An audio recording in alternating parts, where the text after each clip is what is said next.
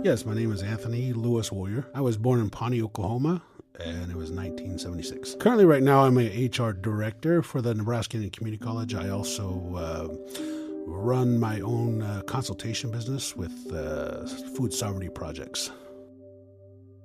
2019, I did decide to come back and kind of brave the educational journey again. So that's kind of what I was doing. And my typical day at the time was I had just left a major casino as a chef, and I was trying to make my way back into casinos in another state, and I got kind of pulled back towards the family ways. My wife and myself, we were married for a year, and then we ended up having our first child.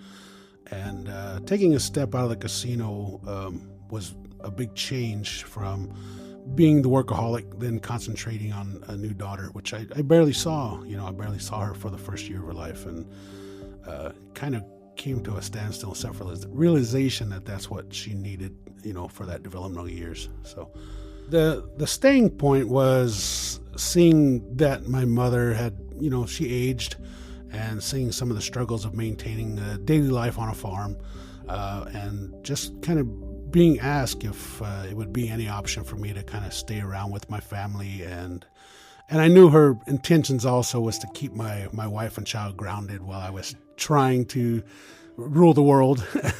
And so she did a very fantastic job of painting a picture of really needing my help.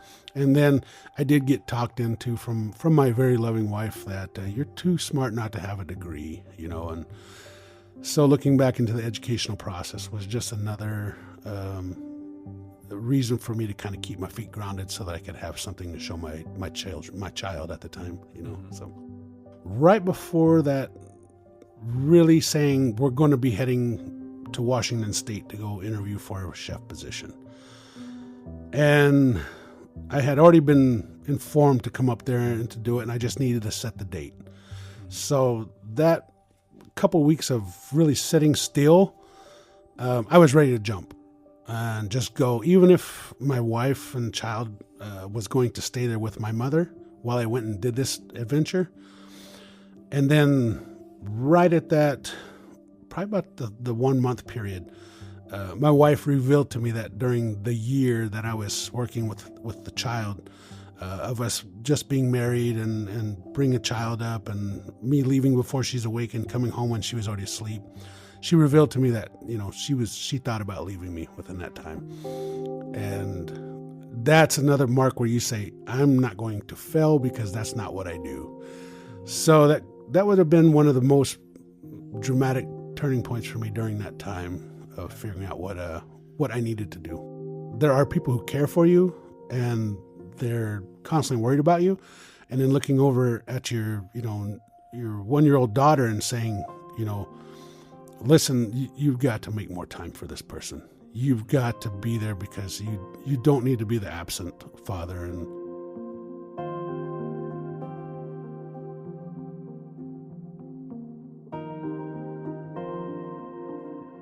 the other part about being kind of cooped was staying busy. I had to constantly, and it drove him crazy because I just, I won't say picking fights, but just picking at somebody. Why is this here? Why is that there? And how come this is over here? Why are we disorganized? Why do we got so much stuff? And my mother kept saying, you leave them alone. You leave us alone. I'd go downstairs and go, just breathe.